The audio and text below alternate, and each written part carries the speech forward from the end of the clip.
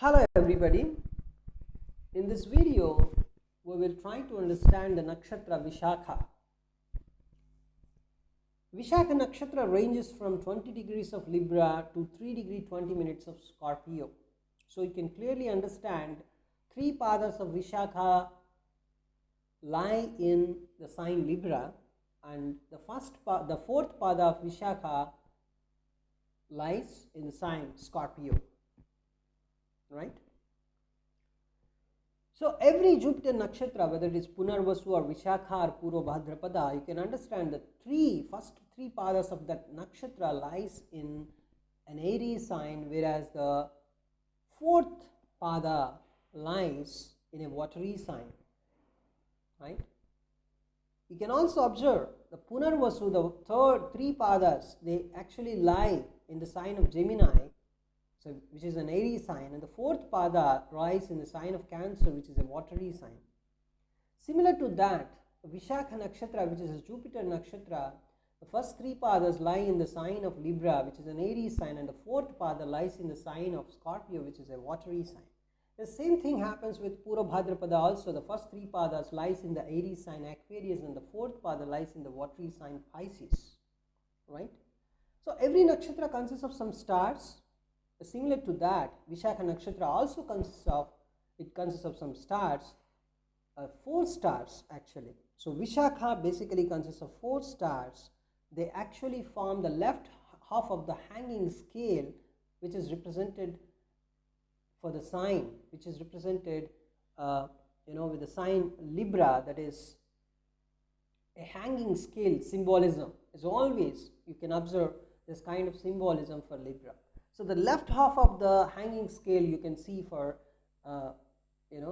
that actually represents the Vishakha nakshatra. So you can see the left hand of Libra is actually the Vishakha nakshatra. In this Vishakha nakshatra also, right, the 3 padas, so most of the part of the Vishakha lies in the sign of Libra, and the 4th pada means So some part of the Vishakha nakshatra lies in the sign of Scorpio. That's why you say the Vishakha's 4th pada is in the sign of Scorpio. In the modern astronomy, the 4 stars under Vishakha nakshatra are called as Alpha Librae, Beta Librae, Gamma Librae, and Iota Librae. Right? See, in the sky there are so many things, but only a few things impact the human life. This was discovered by our ancient, this was actually invented by our ancient rishis. So in these 4 stars of Vishakha nakshatra, 2 stars have the visual magnitude of 2.75 and 2.61, so they are the brightest among the 4. So when stars have less visual magnitude, then the brightness is more. When the brightness is lesser, you can say the visual magnitude is higher. The higher the visual magnitude, lower the brightness. Right? They are inversely related basically. That's what I want to tell you. So 2.75 and 2.61, that is Alpha Librae and Beta Librae. It's a decent brightness, you can say. And they impact the human life more, these 4 stars. That's why these 4 stars combinedly called as Vishakha nakshatra, and they impact the human life, and this was invented by our ancient rishis. So the ancient rishis saw these stars as forming the shape of a forked branch. The forkedness is coming into the picture here, we'll talk about that. The forked branch, and associated them with the abode of the gods under the rulership of Indra. So the concept of Indra is coming into the picture. Indra, victory, right? The forkedness, the branchness, different meanings of Vishakha, you can say, in Sanskrit. And if you want to locate this particular nakshatra in the night sky, you can see it just below the area Spica. You just Google Spica in modern astronomy, just below that you can find this Vishakha nakshatra, and that's going to impact the human life a lot. Especially when moon is in Vishakha nakshatra, the people born that time belong to the Vishakha nakshatra, we say, but any planet which is in Vishakha nakshatra when you are born is going to impact your life, right? So any planet, right? every planet should be under the guidance of some nakshatra, right? The 9 planets. Now we'll see the meaning of Vishakha. What is Vishakha? Basically, Shakha means a branch. A V, the sound V, you can also find the similar sound, that is Dvi in Sanskrit. Dvi means two. You know, Dvi also means it's no more a single, it's actually double, or it's the multipliedness is started from here, we can say. The multipliedness, right? The behavior of multiplication, the multipliedness is present in the sound Dvi or V. Even you can see in the English letter V has 2 branches. It looks like a vessel also. The letter V also looks like a vessel. A Vishakha's another meaning is poisonous vessel. We'll come to the meaning in a moment. So it also means Radha. Radha means an attraction, a delightfulness. When this particular Radhaness is increased, the attractiveness is increased, then it becomes addiction. So that's similar to the nature is similar to a kind of poison also, right? So Vishakha is actually victorious. You can also see a victoriousness, but after victory you may get some more responsibility also. So, you know, so victory is not the end. That is also the meaning lies here. Victory is not the end, it's actually a new beginning. If you observe, the main symbolism of the Vishakha Nakshatra is a gateway with some decorated with some leaves, you can say. It's a decorated arch, a decorated gateway, that is Vishakha basically. So it has branches basically. The fortness is observed here. The victoriousness, the achievement is observed here. The sense of achievement you can always feel here, right? But once you achieve something, there is some other thing that's going to be started. Why? So the gateway is usually decorated with leaves, right? It's a kind of auspicious thing. Whenever the Vishakha's energy is mainly lies in the marriage. You know, you can see such kind of gateways are a usual thing, it's compulsory thing in marriages in India. So one can say that Vishakha has a lot to do with marriage.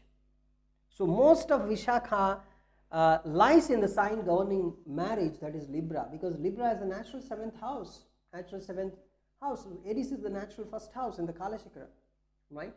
So Libra has a lot to do with marriage, relationships, the marriage relationships especially, not the normal love relationships, not that.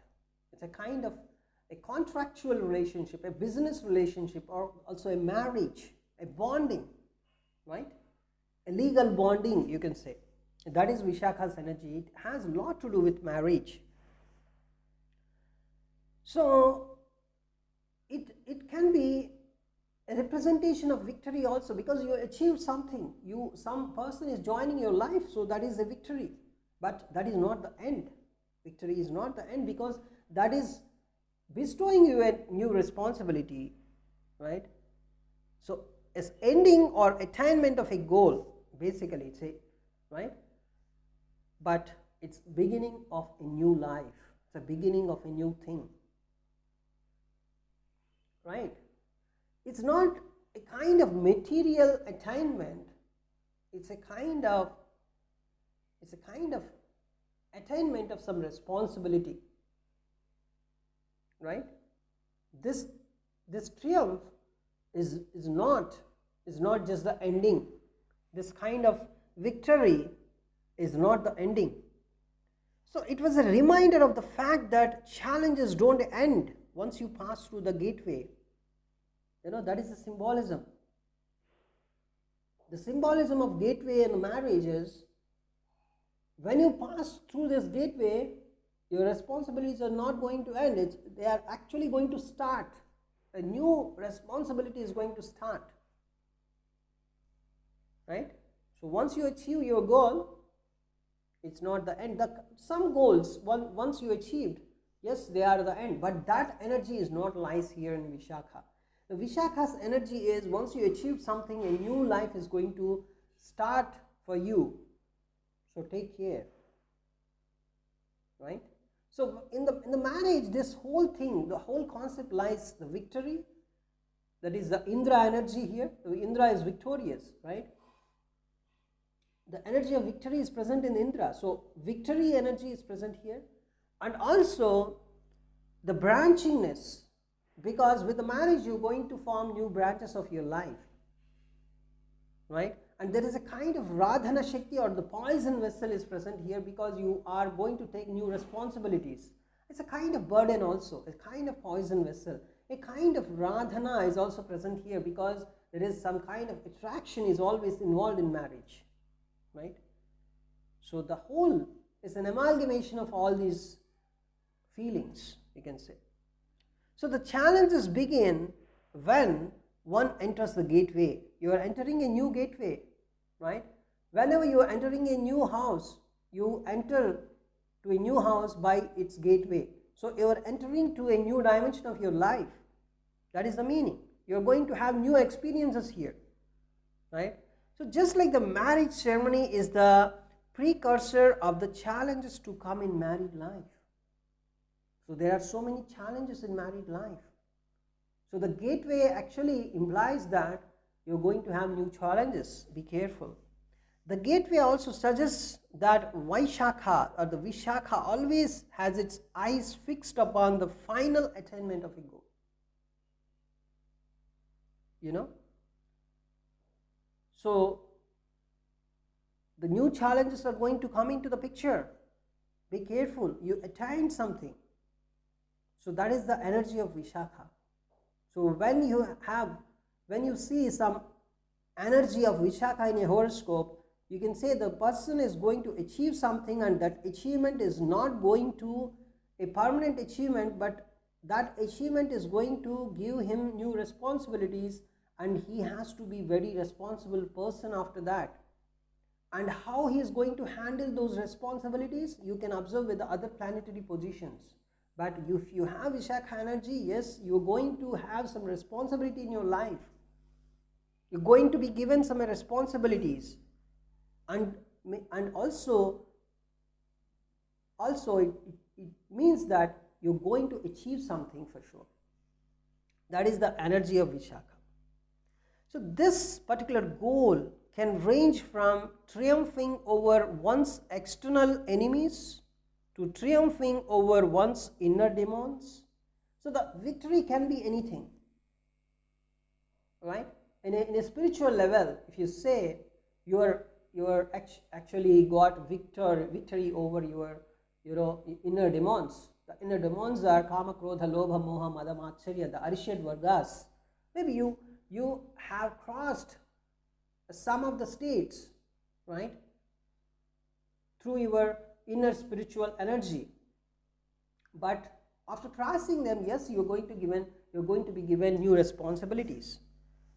But on a material plane, you can also understand you may achieve, right?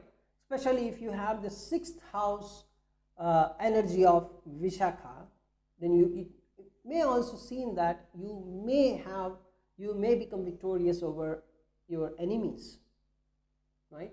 Of course, the other planetary positions also important here, but Vishakha energy is positive here in this particular note. So in the present day and age, where negative qualities of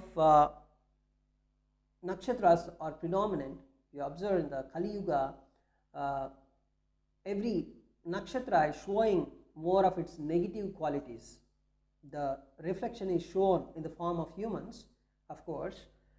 So Vishakha usually functions as an obsessive, a goal-oriented nakshatra with complete disregard for the nature of the means employed to achieve some desired end, you can say.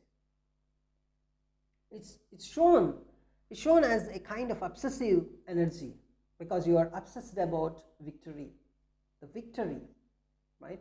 Vishakha is victory. So when you have that, so you have so much of inner feeling, so much of obsessiveness towards victory. You're very much goal oriented. But of course, the person, once achieve that goal, he is going to be given more and more responsibilities and more challenges, and we don't know where he will be, in solving those challenges and taking those responsibilities. So the goal-orientedness, the obsessiveness, with complete disregard for the nature of the means employed to achieve the desired end. So what is the nature of means you're going to achieve your goal? You may disregard that if you have Vishakha energy, because in the age of Kali, the negativeness is more employed in the human beings. So what kind of path the person is going to take in order to achieve the victory, in order to achieve the goal? So if the person has so many other malefic planetary positions, the person may take a very, very bad path to achieve his or her goal, and that's going to give a lot of troubles, right? So that is the energy of Vishakha here, and we'll talk more about Vishakha Nakshatra in our next video. Thanks for watching this video.